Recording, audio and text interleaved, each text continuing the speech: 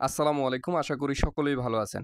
আপনারা যারা ১৮তম নিবন্ধনের ভাইবা দিয়েছেন, তারা সকলেই এই মুহূর্তে রেজাল্টের জন্য অপেক্ষা করতেছেন।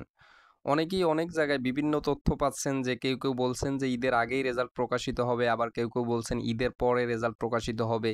ঈদের আগে রেজাল্ট প্রকাশিত হলেও সেটা কত তারিখে প্রকাশিত হতে পারে বা ঈদের আগে কি আদৌ রেজাল্ট প্রকাশ করা সম্ভব নাকি না? এই বিষয়টি নিয়েই আজকে বিস্তারিত আলোচনা করব। মানে আমার মতামত এবং কি বিস্তারিত যেই তথ্য আমি পেয়েছি ওই তথ্য নিয়ে। দেখুন, প্রথমেই ভাইবা শেষ ২৯ তারিখ। আপনারা সকলেই জানেন যে ২৯ তারিখ হচ্ছে ভাইবা শেষ।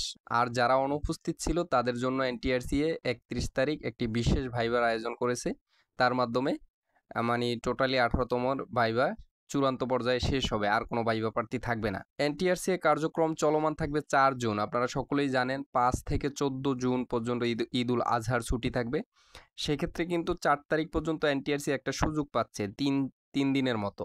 তো রেজাল্ট আপনারা জানেন যে ভাইবার নাম্বারপত্র কিন্তু সাথেই দিয়ে দেওয়া হয়। সেক্ষেত্রে সার্ভারেও আপলোড করে রাখা হয়।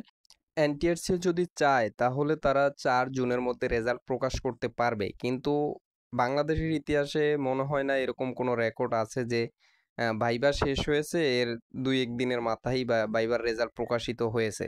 তাছাড়া সেটা যদি হয় ৫০ জন প্রার্থী বা ১০০ জন প্রার্থী সেক্ষেত্রে ভিন্ন কথা। কিন্তু আপনি ১৮তম নিবন্ধনের দেখেন প্রায় ৮৩,০০০ প্রার্থী, হ্যাঁ? এটা যদি আপনি ডিজিটাল পদ্ধতিতেও একটা সিরিয়ালাইজ করেন বা কম্পিউটারেই হোক তাহলেও কিন্তু একটা সময় সাপেক্ষের ব্যাপার। তো এক্ষেত্রে আমরা অনেকেই বলতেছি যে ৪ জুন রেজাল্ট প্রকাশিত হবে এবং কি কেউ টাইমও বলে দিচ্ছেন। তো সেক্ষেত্রে আমি বলব যে আপনার ৪ জুন রেজাল্ট যদি এনটিআরসি চায় তাহলে প্রকাশ করতে পারে। তাহলে এনটিআরসি এর একটা বড় পরিসরে একটা কাজ করতে হবে এই ২-৩ দিনের মধ্যে। তাহলেই কেবল ৪ জুন রেজাল্ট প্রকাশিত করা সম্ভব। কিন্তু আপনি দেখেন বাংলাদেশে কিন্তু আজ পর্যন্ত এরকম রেকর্ড নাই। তো যদি এবার এক্ষেত্রে ভিন্ন হয় এই সময়ে এসে তাহলে তো আলহামদুলিল্লাহ সবার জন্যই ভালো। যদি ৪ জুন প্রকাশিত হয়।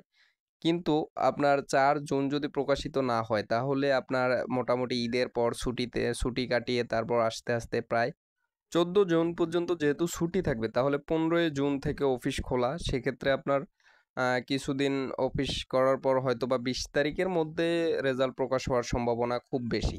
দেখুন এখানে ৪ জুন রেজাল্ট দেওয়ার সম্ভাবনা 80% কেন বলছি? কারণ এক্ষেত্রে আপনার প্রার্থী সংখ্যা যেহেতু বেশি বা আগামীতে মেরিট লিস্ট প্রকাশ এবং কি গণবিজ্ঞপ্তি এমনিতেই দেখুন পরীক্ষাটা কিন্তু এনটিআরসি এর প্রিলি শুরু হয়েছে সেই ২০২৩ সালে। ২৩ সালের দিকে মেবি ২৪ সালে হয়তোবা প্রিলি পরীক্ষা হয়েছে কিন্তু সার্কুলারটা ছিল ২০২৩ সালের।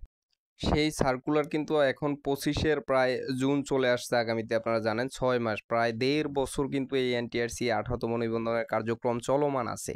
এনটিআরসি এর ইতিহাসে এত বড় প্রসেসিং, এত প্রার্থী বেশি ভাইবা আর এর আগে কখনো নেওয়া হয়নি এই পর্যন্ত।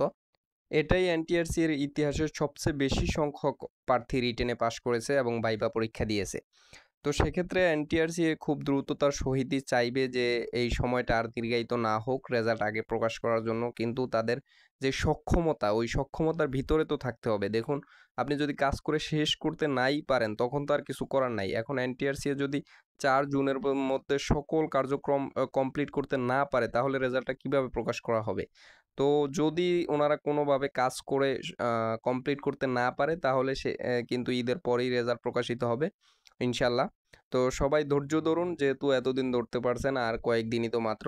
এমনিতে আগামী মাসে রেজাল্ট প্রকাশিত হবে সেটা 100%ই বলা যায়। কেননা এর বেশি আর যাওয়ার সম্ভাবনা নাই। সর্বোপরি বলা যায় যে যদি এনটিআরসি ৪ জুনের মধ্যে ১৮তম নিবন্ধন প্রার্থীদের সকল কার্যক্রম শেষ করতে পারে তাহলে ৪ জুনের মধ্যেই রেজাল্ট প্রকাশিত হবে ইনশাল্লাহ। এবং কি ৪ জুন রেজাল্ট প্রকাশ করার সম্ভাবনা 80%। আর যদি ৪ জুনের রেজাল্ট প্রকাশিত করতে না পারে তাহলে ২০ জুনের মধ্যে রেজাল্ট প্রকাশিত হবে ইনশাল্লাহ। ধন্যবাদ, সবাই ভালো থাকবেন, সুস্থ থাকবেন। আসসালামু আলাইকুম। যারা এনটিআরসি এবং ১১ থেকে ২০তম গ্রেডের সকল চাকরির তথ্য জানতে চান তারা চ্যানেলটিকে সাবস্ক্রাইব করে রাখুন। কেননা এনটিআরসি এবং ১১ থেকে ২০তম গ্রেডের সকল চাকরির তথ্য এই চ্যানেলে আপলোড করা হবে ইনশাল্লাহ। এনটিআরসি এর মেরিট লিস্ট, শিক্ষা প্রতিষ্ঠান চয়েস এবং কি গণবিজ্ঞপ্তি সকল বিষয় সম্পর্কে আস্তে ভিডিও দেওয়া হবে এই চ্যানেলে। চ্যানেলটি সাবস্ক্রাইব করে পাশে থাকুন। ধন্যবাদ সবাইকে। আসসালামু আলাইকুম।